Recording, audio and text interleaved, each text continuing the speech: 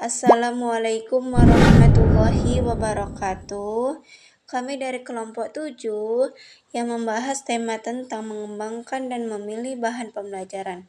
Sebelum itu, kami akan memperkenalkan diri.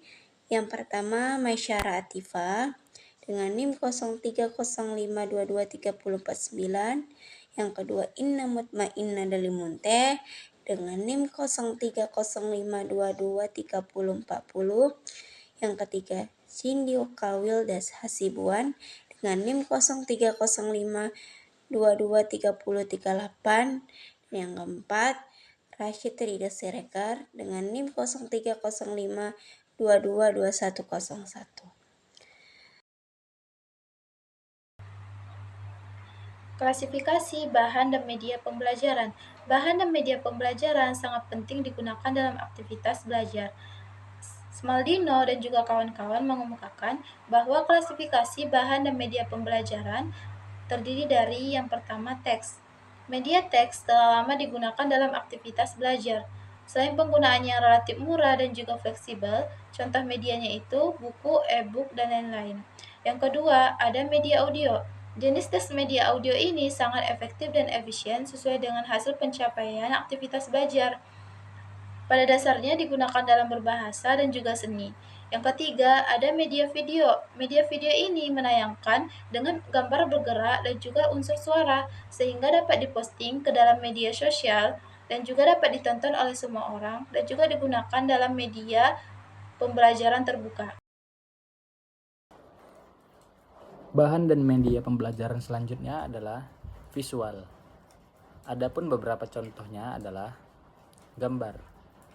Mulai dari gambar sederhana hingga ilustrasi yang kompleks. Gambar dapat menyajikan informasi secara visual yang lebih menarik. Selanjutnya adalah grafik.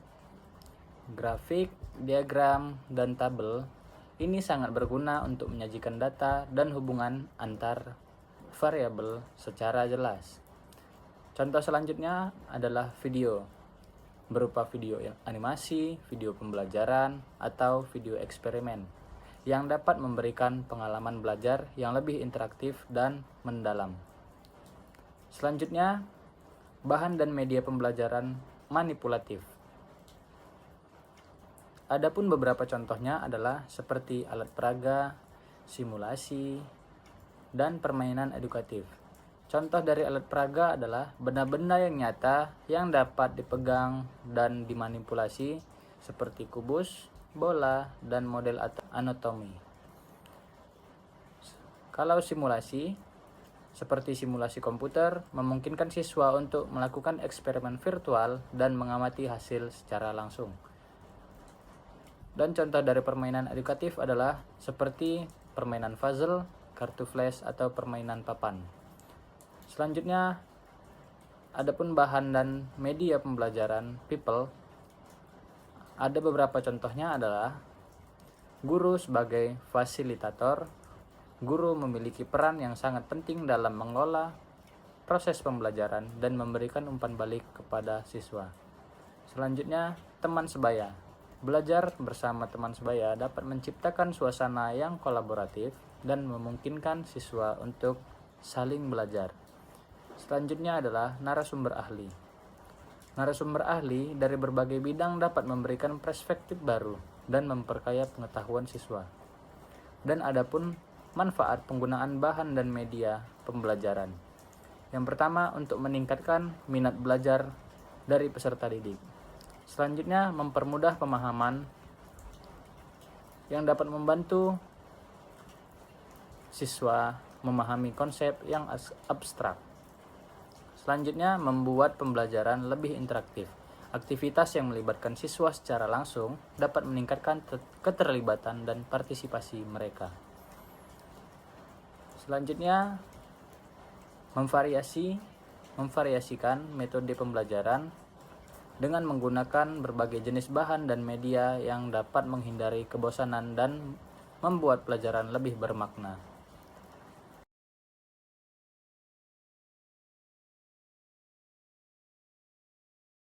Di sini saya akan menjelaskan tentang ragam dan bahan media pembelajaran. Yang pertama yaitu media cetak. Media cetak merupakan jenis media yang telah lama digunakan sebagai sarana dalam aktivitas pembelajaran. Media cetak juga dipandang sebagai jenis media yang relatif murah, mudah, dan sangat fleksibel penggunaannya. Media cetak atau teks memiliki ragam dan bentuk variasi yang meliputi buku, brosur, leaflet, dan handout. Bahan grafis juga termasuk media cetak yang memuat informasi dan pengetahuan spesifik. Contoh, bahan grafis yaitu gambar. Gambar pada umumnya bersifat lebih representatif jika dibandingkan dengan sketsa. Yang kedua, diagram. Biasanya digunakan untuk memperlihatkan adanya hubungan keterkaitan antara konsep yang satu dengan konsep yang lain. Yang ketiga, card. Biasanya dijumpai dalam buku teks jurnal, majalah, ilmiah, dan tayangan komputer. Yang keempat, grafik. Digunakan untuk memberikan penjelasan tentang perkembangan data numerik. Yang kelima, poster. Merupakan konsep visual yang terdiri dari kombinasi antara garis, warna, dan kata-kata atau teks. Yang keenam, kartun sebagai gambar atau karikatur yang dapat memberikan informasi tentang objek, orang, atau peristiwa. Yang kedua yaitu media pameran atau display media yang digunakan sebagai sarana penyampaian informasi dan pengetahuan yang menarik bagi penggunaannya. Contoh media pameran yaitu yang pertama, realia, merupakan jenis media yang mampu menjelaskan konsep yang bersifat abstrak dengan hanya sedikit atau tanpa keterangan verbal. Yang kedua, model dapat diartikan sebagai benda-benda pengganti yang fungsinya ditujukan untuk menggantikan benda yang sebenarnya. Yang ketiga, diorama adalah sebuah medium pameran statis atau diam yang didesain agar dapat menyampaikan informasi dan pengetahuan tentang kejadian nyata yang terjadi baik di masa lalu maupun masa sekarang. Yang keempat, kit adalah medium yang banyak digunakan dalam proses belajar mengajar, khususnya untuk mengajar pengetahuan dan keterampilan atau keahlian yang bersifat khusus. Yang ketiga, media audio. Media audio merupakan jenis media khusus yang efektif dan efisien. Selanjutnya, gambar bergerak. Nah, jenis media yang mampu memperlihatkan unsur gerak yang terintegrasi dengan unsur suara. Contoh jenis media gambar bergerak yaitu film dan video. Media video dan film mampu menampilkan informasi dan pengetahuan dalam sebuah tayangan yang mendekati kondisi nyata atau realistik, dan mampu memperlihatkan peristiwa dan objek yang direkam pada tempat yang berbeda. Beberapa kelebihan yang dapat diberikan oleh medium video seperti yang pertama, video dapat menayangkan gambar bergerak dan dapat memperlihatkan informasi dan pengetahuan tentang unsur gerak di dalamnya. Yang kedua, video dapat memperlihatkan berlangsungnya suatu prosedur atau proses secara sistematik. Dan yang ketiga, video dapat dipergunakan sebagai medium untuk melakukan observasi secara umum. Dan yang keempat, medium video dapat dipergunakan untuk mempelajari keterampilan atau kecakapan spesifik. Dan yang kelima, medium video dapat menghadirkan drama yang mampu mengunggah emosi pemirsa. Dan yang keenam, medium video dapat digunakan untuk melakukan penghayatan atau aspirasi terhadap budaya, bangsa, atau etnis lainnya. Dan yang ketujuh, medium video juga kerap digunakan untuk memberikan pengalaman belajar yang sama terhadap sekelompok pemirsa yang berada pada tempat yang berbeda. Selanjutnya, multimedia. Multimedia ini merupakan produk dari kemajuan teknologi digital. Multimedia mampu memberikan pengalaman belajar yang sangat kaya bagi penggunanya. Multimedia dapat menampilkan pesan dan pengetahuan dalam bentuk gabungan atau kombinasi, seperti teks audio, grafis, video, animasi secara simultan.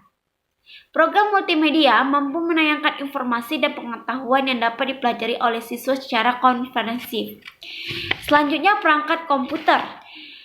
Perangkat komputer ini adalah sarana yang digunakan untuk melakukan aktivitas komunikasi. Sebagai pengguna jaringan komputer, dapat berkomunikasi dengan jaringan komputer yang berada di belahan dunia lainnya. Untuk melakukan komunikasi antar jaringan, kita juga dapat menemukan beragam informasi dan pengetahuan yang kita perlukan dari berbagai situs yang terdapat dalam jaringan atau website.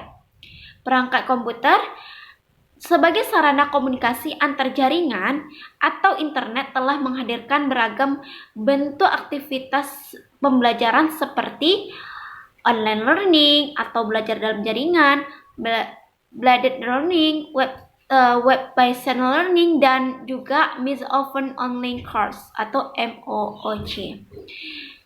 Sekian, terima kasih. Assalamualaikum warahmatullahi wabarakatuh.